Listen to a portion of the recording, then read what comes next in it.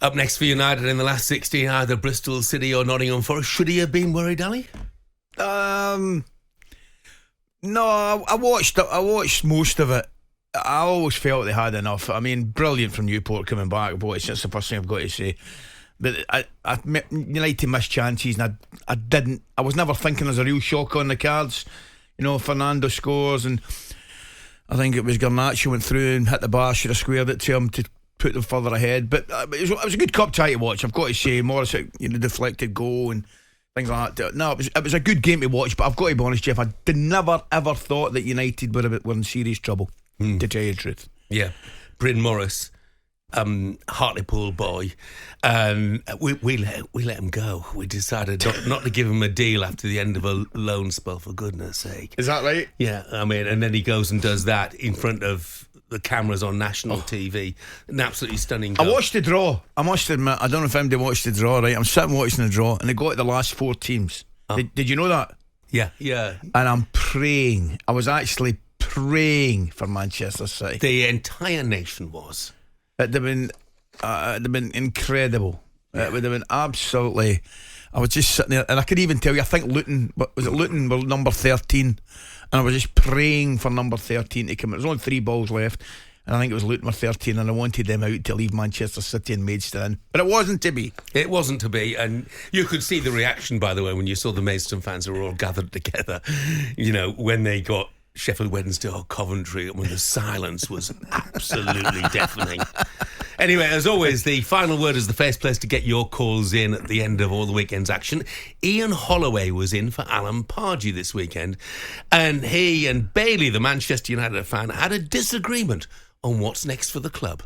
Zerbi, he would be a lot better manager, I reckon, than Ten Hag. Wow. Can I? Whoa, hold on to the reins. Right, unless something changes underneath the manager or above the manager, you're going to have the same problem over and over again. No, but you will. I'm sorry, you will, because Ten Hag has cracked a whip on every single player by the look of it, and now you can only do that a certain amount of times. Their attitude has to take over. I don't see any encouragement when you're not doing well of each other. I see them blaming each other. That's the person, that's the people that you've chosen. Well, yeah, I mean, Roberto De Zerbi obviously been linked with a job there. I mean, one of the questions is, why would he step down from 7th place Brighton to 8th place Manchester United? However, obviously Marcus Rashford is one of the issues in there. Didn't play at the weekend, and Ten Hag saying it's a private matter. I'm not so sure it is. I'll be brutally honest, but we'll come to that. Did he say it was a private matter? He said he will deal with it, didn't he? In-house. I'm not sure you can do that anymore because it's a public matter.